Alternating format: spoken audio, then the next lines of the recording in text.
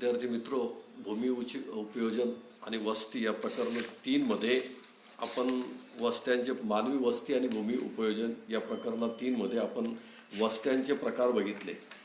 तर पुढे आपल्याला भौगोलिक स्पष्टीकरण बघायचं आहे. त्याच्यामध्ये प्रकार हा शब्द आपण प्रकार का म्हणतो? कारण शब्द हा समान वैशिष्ट्ये असणाऱ्या वस्तूंना, ज्या वस्तू असतील त्या सगळ्या वस्तूंचं जे समान वैशिष्ट्य दाखवतं त्याला संबोधन करण्यासाठी प्रकार हा शब्द वापरत असतो. तर आकृतिबंध म्हणजे काय की आपण अनेक वस्तूंच्या आकार आणि स्वरूपाबद्दल सांगतो. एखाद्या वस्तूंच्या वेगवेगळ्या आकार आणि त्यांच्या स्वरूपाबद्दल सांगतो. त्यामुळे आकृतिबंध हा विचार त्या ठिकाणी किंवा हा शब्दाचा प्रयोग आपण त्या ठिकाणी करत असतो. केंद्रित वस्त्या हा वस्त्यांचा एक प्रकार आहे. तर रेषे वस्त्यांचा आकृतिबंध आहे. या केंद्रित किंवा विखुरलेल्या असू शकतात. आता तुम्ही नागरी आणि ग्रामीण वस्त्यामध्ये कशा प्रकारे फरक करू शकता ते स्पष्ट तुम्हाला करायचे गृहपाठामध्ये. आणि यांचं भौगोलिक वर्गीकरण बघत असताना वस्त्यांचे कार्यानुसार वर्गीकरण करता येते.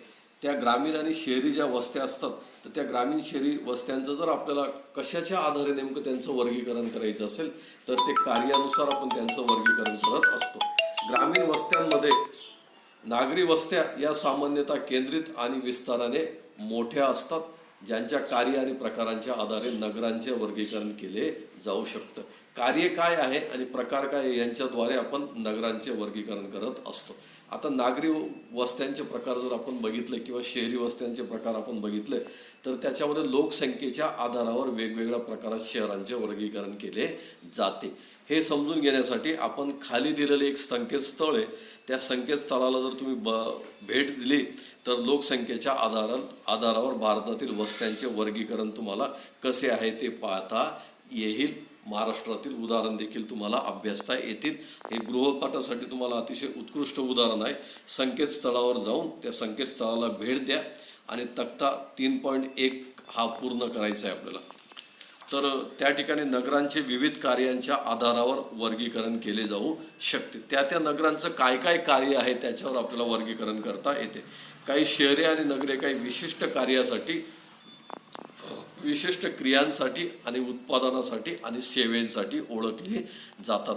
असे अनेक कार्य वेगवेगळ्या शहरांमध्ये चालत असतात. नगराच्या प्रमुख कार्याच्या आधारे शहरांचे खालीलप्रमाणे वर्गीकरण करता येते. आता तक्ता 3.5 जर बघितला तर त्याच्यामध्ये प्रत्येक शहर हा वेगवेगळ्या कार्यासाठी, वेगवेगळ्या सेवेसाठी ओळखलं जातं.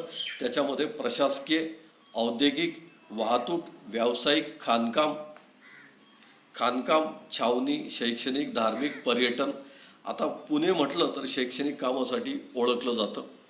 मुंबई म्हटलं तर प्रशासकीय कार्यासाठी, औद्योगिक कार्यासाठी देखील ओळखलं जातं. पुणे म्हटलं तर कॅम्प, छावणी देखील आहे, तिथे मिलिटरीची छावणी आहे, ते देखील छावणी कामासाठी ओळखलं जातं. महाराष्ट्रातील किंवा महाराष्ट्रात बाहेरची शहरं असेल, उदाहरणार्थ पंढरपूर असेल तर ते धार्मिक कार्यासाठी ओळखलं जातं.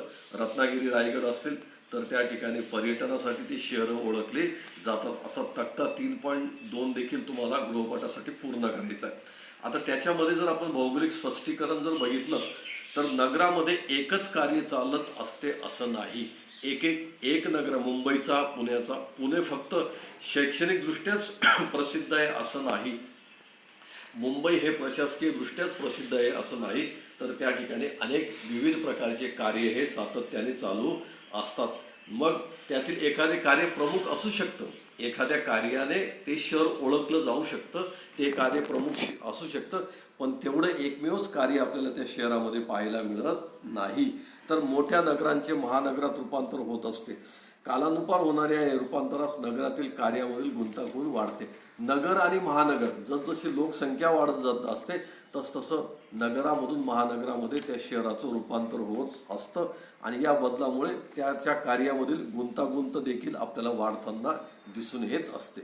या नगरांचा, महानगरांचा आकारही विस्तृत असतो. या नगरांच्या कार्यात बदलही मोठ्या प्रमाणात घडून येत असतात. कार्य विस्तृत असतं, त्यांची रचना विस्तृत असते, त्यांचा भौगोलिक भाग असतो तो देखील विस्तृत आपल्याला पाहायला मिळतो. हे बदल प्रामुख्याने कशामुळे होतात?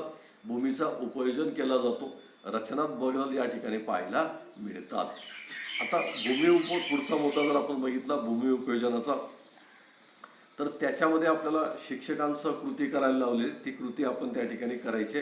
भूमी उपयोजन आणि सुचवलेले रंग. तुम्ही तुमच्या परिसरातला नकाशा मिळवा. गुगलचा साहाय्याने नकाशा मिळवा. कॉलेजचा किंवा तुमच्या शाळेचा, गावाचा, कॉलेजचा नकाशा तयार करू शकता. या नकाशात परिसर व आसपासचे रस्ते दिसायला हवे. गुगल मॅप जर तुम्ही घेतला, गुगलवरनं एखाद्या शहराचं, एखाद्या भागाचा जर तुम्ही नकाशा मिळवला, तर त्या ठिकाणी आपोआप वेगवेगळ्या प्रकारचे रस्ते तुम्हाला गुगल मॅपवरनं दिसतात. झेरॉक्सच्या साहाय्याने नकाशाचा आकार मोठा करा. लार्ज प्रिंट मारा त्या नकाशाची आणि त्याच्यामध्ये शिक्षकांच्या मार्गदर्शनाखाली परिसरात चाला, फिरा आणि त्यानुसार तक्ता जो दिलेला आहे तुम्हाला, तो तक्ता भूमी उपयोजन आणि सुचवलेले रंग जे दिलेले ते रंग तुम्हाला त्या ठिकाणी भरायचे आहे. उदाहरणार्थ बघा, भूमी उपयोजन उद्याने व मोकळी जागा, त्याला हिरवा रंग द्या. घरे व सदनिका, त्याला गडद लाल रंग द्या. दुकाने आणि व्यापारी गाळे, मॉल्स, याला फिकट निळा रंग द्या. या पद्धतीने वेगवेगळे जे भूमी उपयोजन आहे आणि याच्यापेक्षा वेगवेगळे भूमी उपयोजन असू शकते, तर त्यानुसार तुम्ही वेगवेगळे रंग. आता वरती दिलेले जे रंग आहेत ते फक्त ठराविक भूमी उपयोजनासाठी आहे. पण तुम्ही ज्यावेळेस ॲक्च्युली सर्वे करत असताना फिराल, त्यावेळेस त्या शहरामध्ये, त्या भागामध्ये भूमी उपयोजनाचा याच्या व्यतिरिक्त तुम्हाला जर भूमी उपयोजनाचा विचार किंवा वापर त्या ठिकाणी दिसत असेल, तर त्या ठिकाणी तुमच्या पद्धतीने तुम्ही रंगसंगती करू शकतात. आता भूमी उपयोजनाचं जर आपण भौगोलिक स्पष्टीकरण बघितलं, तर असं लक्षात येतं की जमीन वापराच्या शहरामध्ये विविध पद्धती आपल्याला पाहायला मिळतात किंवा खेड्यामध्ये विविध पद्धती पाहायला मिळतात. म्हणजे भौगोलिक दृष्टीने, पर्यावरणाच्या दृष्टीने आणि सांस्कृतिक दृष्टीने जमिनीचा आपण उपयोग मोठ्या प्रमाणात करत असतो. उदाहरणार्थ पर्यावरणाचा विचार केला तर झाडी असतील, नदी असेल, हे नैसर्गिकरित्या जमीन व्यापतात. तर मानवाचा जर विचार केला, रस्ते असतील, इमारती असतील, यांच्यामार्फत जमिनीचा उपयोग केला जातो.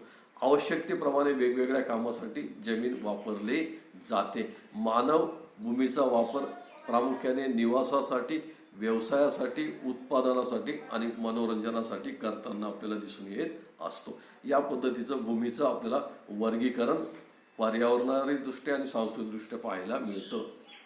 भूमी उपयोजनाचे जर तुम्ही वर्गीकरण बघितलं, तर तुमच्या लक्षात येईल की ग्रामीण भागातील भूमी उपयोजन वेगळं पाहायला मिळतं आणि शहरी भागातील भूमी उपयोजन आपल्याला वेगळ्या पद्धतीने पाहायला मिळतं. ग्रामीण भागामध्ये बराचसा भाग हा शेतीसाठी वापरला जातो आणि शहरी भागामध्ये बराचसा भाग हा वस्त्यांसाठी, बंगल्यांसाठी, उद्योगधंद्यांसाठी वापरला जातो. तर नगरातील भूमी उपयोजन निवास व्यवसायाशी निगडीत असतं, बरोबर आहे. भूमी अभिलेखन कार्यालयामध्ये भूमी उपयोजनाचे वर्गीकरण. भूमी अभिलेखन कार्यालयामध्ये जर तुम्ही गेलात, तर त्या गावाचा आणि त्या शहराचा भूमीचा उपयोग कशा पद्धतीने केला जातो त्याचं वर्गीकरण आपल्याला पाहायला मिळतं. आता ग्रामीण भूमी उपयोजनाचा जर विचार केला, तर त्याच्यामध्ये वनांखाली काही क्षेत्र असतं. बिगर शेती, उदाहरणार्थ वस्त्या असतील, पायाभूत सोयी असतील, कालवे असतील, उद्योग असतील, दुकाने असतील, इत्यादींचा समावेश आपल्याला बिगर शेतीमध्ये, म्हणजे एनए आपण त्याला म्हणतो, नॉन ॲग्रिकल्चर झोन, त्याच्यामध्ये आपल्याला ह्या सुविधा पाहायला मिळतात. आणि त्याच्यामध्ये द्वितीय आणि तृतीय व्यवसायाची वाढ मोठ्या प्रमाणात होताना दिसून येत असते. ओसाड, नापीक व अनुपातिक जमीन. जी जमीन ओसाड आहे, नापीक जमीन आहे, उंच सकळ डोंगराळ भूभाग असेल, ओसाळ वाळवंटी प्रदेश असेल, गळयुक्त भूमी असेल, ही अनुपातिक वर्गात मोडते. म्हणजे हिच्यामधून कोणत्याही प्रकारचं उत्पादन मिळत नाही. ही भूमी कृषी व्यवसायाखाली कोणत्याही प्रकारचे तंत्र वापरून आणता येत नाही. नैसर्गिकरित्याच ती अनुत्पादित असल्या कारणाने तिच्यावर कोणत्याही प्रकारचं तंत्रज्ञानाचा उपयोग करून आपल्याला ती भूमी उपयोगात येऊ शकत नाही. तिसरा मुद्दा. चौथा मुद्दा, कायमस्वरूपी गायरान व चराऊ जमीन.